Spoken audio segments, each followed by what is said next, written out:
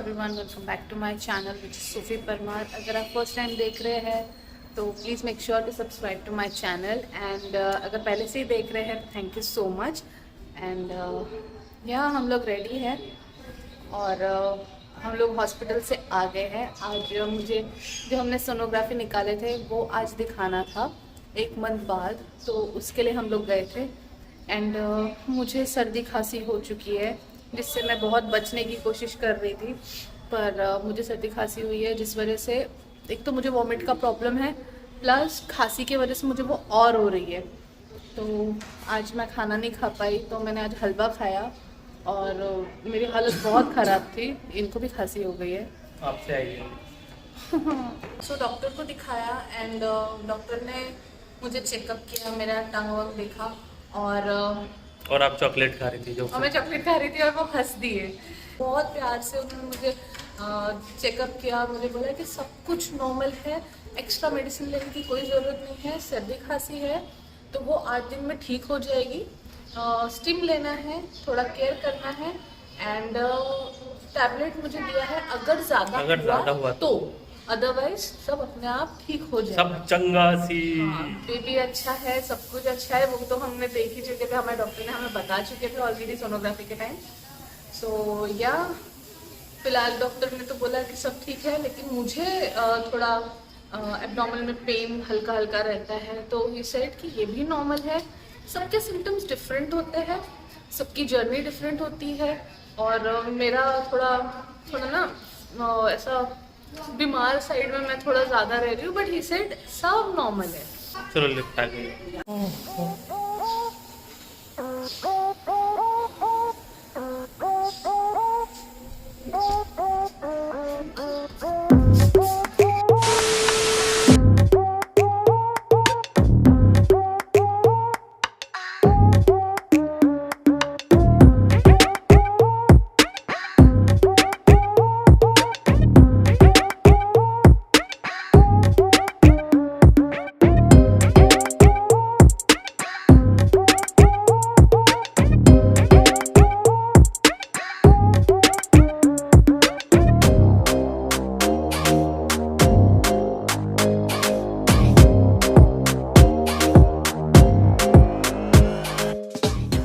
Morning everyone, अभी बज रहे हैं 6:45 और आज है वेडनेसडे और हम लोग जा रहे हैं मॉर्निंग वॉक पे। बड़ी मुश्किल से बारिश रुकी है, तो मैं बोली निमी बारिश रुक गई, अब चलते हैं, बहुत हो जाएगा लेट। और 7 साढ़े 7 बजे से फिर धूप आ जाती है। बोले चलो 10-15 मिनट ही सही पर वॉक कर लेते हैं। तो जो हमारी फेवरेट जो रोड है हम वहीं जा रहे हैं वॉक करने के लिए, क्योंकि यहाँ पे बहुत गाड़ियाँ चलती है सुबह सुबह, तो वो रोड बहुत अच्छा लगता है जहाँ हम स्टार्टिंग से जाते थे। ये रहे बसंती अपनी धन्नों को साफ करते हुए। अरे बसंती आपका वो रुमाल आपके टी शर्ट से मैच हो गया, तो क्या इससे आई डोंट माइंड। बहुत छी मेहनत लगती है, मतलब ये बताओ। जी मैंगो की मम्मा, मैंगो की मम्मा। A few moments later.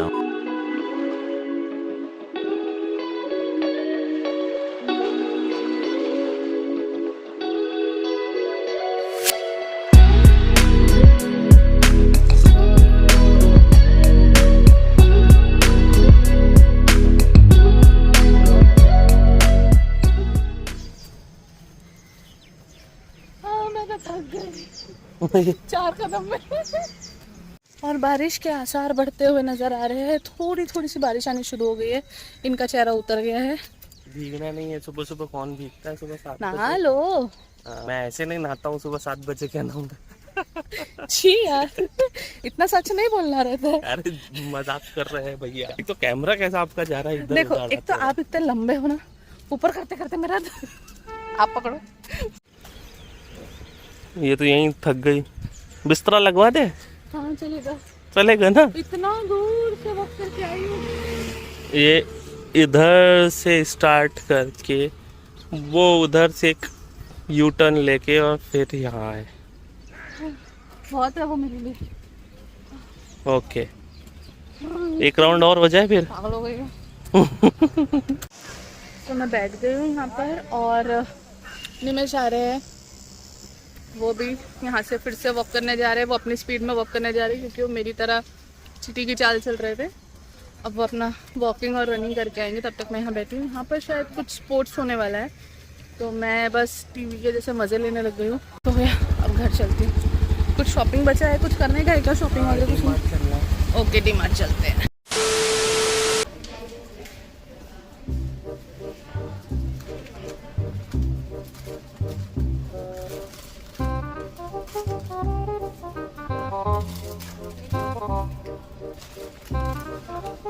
बस काफ़ी है, बस बहुत है, बस। नो नो, वो अच्छी भी नहीं लगेगी। बस बस, पुट इट हियर, गुड। बस चलो, अबाउट टर्न इधर।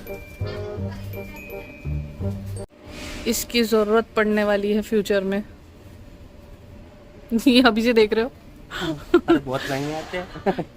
पूरा पेमेंट सिर्फ इनके पॉटी में जाता है। इतना महंगा पॉटी करते हैं बच्चे लोग। पड़ता है अपन तो कपड़े से ही पोंछते हैं। पोछे के कपड़े से हुआ ना, मैंने गाड़ी का कपड़ा सुबह देखा था ना, उससे। A little longer than a few minutes later. ये क्या चीज़ है? एक डब्बा नहीं खुलता है अब तक, क्या अरे है? मेरे को नहीं अच्छा लग रहा ना। क्या अनबॉक्सिंग करेगा रे तू?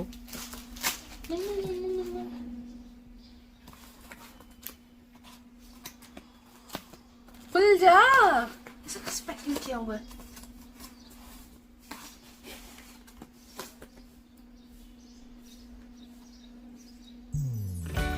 कितनी खुश हो रही है तो मन में लड्डू फूटा।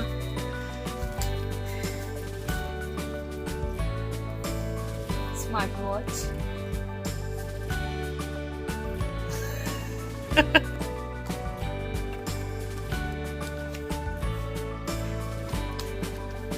अच्छा है ना ये? बहुत अच्छा है यार। ये मंगाया मैंने नॉइस का कलर फिट पल्स बज। सो मच देखा? मुझे वॉच चाहिए थी यार। ये छोटू का नया वॉच। सो मुझे एक प्यारी सी वॉच मिली है जो आप लोगों ने देखा, नॉइस की। मुझे चाहिए थी, काफ़ी टाइम से चाहिए थी। एंड मैं ज़्यादा खुशी निमेश को ज़्यादा जता नहीं पा रही हूँ। एक्चुअली प्रॉब्लम क्या हो रहा है ना, खांसी हो रही है, बहुत ज़्यादा सर्दी खांसी हो रही है। एंड जब मैं डॉक्टर के पास गई थी, उनको मैंने बताया कि मुझे सर्दी खांसी हो रही है, तो डॉक्टर ने मुझे मेडिसिन दिए एंड उन्होंने बोला कि जब बहुत ज़्यादा होगा सिर्फ तब खाना है और एक ही दिन खाना है। वो टैबलेट ज़्यादा नहीं खा सकते। तो मुझे कल बहुत ज़्यादा खांसी हो रही थी तो मैंने वो ले ली। प्रेगनेंसी में प्रॉब्लम क्या होता है ना, एक तो मेरा अभी सेकंड ट्राइमेस्टर चल रहा है, मेरा टमी बहुत बड़ा है एंड बेबी का वेट जो है वो ब्लैडर के ऊपर आ गया है पूरा का पूरा। और जब भी मैं खांसती हूँ, छींकती हूँ या फिर ज़ोर से हंस दूँ तो मुझे यूरिन पास हो जाता है। तो खांसने की वजह से ऐसा हो रहा है कि बहुत ज़्यादा मुझे यूरिन हो रही है और मेरे कपड़े ख़राब हो रहे हैं, इतना ज़्यादा हो रहा है। एंड मैं अगर पैड भी यूज़ कर रही हूँ तो सोचो कि पैड भी मेरा काम नहीं कर रहा है, मुझे इतनी यूरिन पास हो जाए। मैंने इस बारे में रिसर्च भी किया एंड डॉक्टर से भी स्टार्टिंग में मेरी बात हो चुकी थी इस बारे में। तो उन्होंने कहा कि ये नॉर्मल है, ये होता है, बहुत सारी लेडीज़ को होता है और बहुतों को नहीं भी होता है। A few moments later. Alright, तो मैंने लेकर आ गई हूँ अडल्ट डायपर। मतलब बच्चे को पहनाने का दिन आ रहा है तो पहले खुद पहनना पड़ रहा है, मतलब वही पहले इस्तेमाल करे फिर विश्वास करे। प्रॉब्लम है तभी तो ये चीज बनी है, बात तो सही है आपकी। इट्स ये- बेटर कि आप ऐसी चीजें जो बनी है उसका इस्तेमाल करें रेदर देन, क्योंकि प्रॉब्लम होती है ना, मतलब आपका बिस्तर खराब होगा, कपड़े खराब होंगे। मेरा बहुत बुरा हाल हुआ है आज के दिन। जब मैं आई, आपने मुझे देखा था ग्रीन कलर के जो मैं गाउन में थी एंड मैं अपने बेड पे थी और मुझे इतना यूरिन हुआ खांसते हुए, क्योंकि खांसी कंट्रोल नहीं हो रही थी और वो कंटिन्यू लीक हो रहा था। मैंने जाके वॉशरूम में जाके मैंने सुसु करा एंड मैं आई वापस एंड पूरा ब्लैडर क्लीन हो गया, ठीक है। आने के बाद मैं जैसे ही बैठी फिर मुझे बहुत ज़्यादा यूरिन पास हुआ, जबकि पेट में जब कुछ नहीं है तो इतना कैसे आ रहा। तो कैसा ना, वो खांस रही हो तो वो अपने आप निकल रहा है, और इतना कि जैसे सुसु हो जा रहा है। और निम्मी को मैंने भेज दिया था पैड्स लाने के लिए उस टाइम पे। जब निम्मी आए तब मैं ज़मीन पे बैठी थी, क्योंकि मेरे कपड़े पूरे तरह से गीले हो चुके थे। मेरा पूरा इतना बुरा कंडीशन मैंने लाइफ में कभी नहीं सोची थी कि मुझे कभी एक जगह बैठ के मैं कभी ऐसा सुसु करूँगी। पैड आने के बाद में भी इतना कुछ रिलीफ नहीं हुआ। मैंने 3 पैड्स यूज़ करे पर सब ओवरफ्लो हो रहा था। तो मैंने सोचा कि चलो अब डायपर पे एक्सपेरिमेंट करके देखते हैं, क्योंकि यही अब मेरे पास है ऑप्शन में। मैंने इतना हेल्पलेस अपने आप को कभी फील नहीं किया था जो मैं आज मैंने की। मोस्टली क्या होता है कि मैटरनिटी के टाइम पे जो यूरिनल प्रॉब्लम होता है, जो लीक हो जाता है, उसके बारे में कोई बात नहीं करता है, बिकॉज इट्स वेरी टैबू मानते हैं इन चीज़ों को, क्योंकि फीमेल से रिलेटेड एक्चुअली बहुत सारी ऐसी चीज़ें जिनको टैबू मानते हैं, लेकिन इनके बारे में बात करना चाहिए, क्योंकि शायद कोई और भी होगा जो सोफी के जैसे सफ़र कर रहा होगा, तो उसको भी एक आइडिया मिलेगा कि क्या करना चाहिए। रिसेंट टाइम में हमने इसके बारे में वो जो गुड न्यूज़ का सीन था उसमें सुना था। प्रेग्नेंट होना, एक बच्चे को कैरी करना कौन सी इतनी बड़ी बात है? बस थोड़ी सी तो तकलीफ होती है, छोटी मोटी प्रॉब्लम्स, नहाते हुए बाल झड़ जाते हैं, फेस पे बॉयल्स, बॉडी पे रैशेस, हजारों इंजेक्शंस, बस। कभी भी हंसते रोते हुए यूरिन निकल जाता है, क्योंकि ब्लैडर बेबी के वेट की वजह से होल्ड नहीं कर पाता। फीवर, कोल्ड, कॉफ, कुछ भी हो जाए मेडिसिन नहीं ले सकते, नहीं तो बेबी पर असर पड़ेगा। पर इसमें कौन सी बड़ी बात है? मतलब मैं सच बताऊं तो इतने टाइम में पहली बार मेरे को पता था ऐसा होता है, पर इतने टाइम में पहली बार मैंने कहीं ऐसे बिग स्क्रीन पे देखा था कि कुछ इसके बारे में बोला जा रहा है। शायद किसी को जरूरत होगी, ये ब्लॉग देख रहा होगा तो उसे हेल्प हो जाएगी। एंड कैसा कोई बड़ा भी आपको इस बारे में ज्यादा गाइड नहीं करता है। अभी मुझे ऐसा हो रहा, तो मम्मी को जब मैंने बोली कि मैं डायपर लेने जा रही हूँ तो बोलते हैं ऐसा होता है क्या? मतलब उनको भी नहीं पता कि ऐसा भी चीज होता है। ऑब्वियसली मेरी मम्मी को नहीं पता, तो इनकी मम्मी को तो बिल्कुल ही नहीं पता होगा, क्योंकि उनको भी यानी कि सबकी जर्नी बिल्कुल डिफरेंट होती है। एंड मेरा तो रोलर कोस्टर है।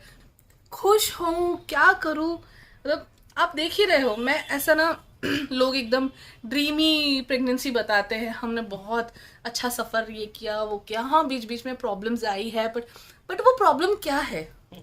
प्लीज़ टेल अस कि वो प्रॉब्लम क्या है। व्लॉग बना रहे हो, बहुत अच्छी बात है कि आप लोग व्लॉग बना रहे हैं, अपनी जर्नी शेयर कर रहे हैं, तो अपने एक्सपीरियंस भी शेयर करो।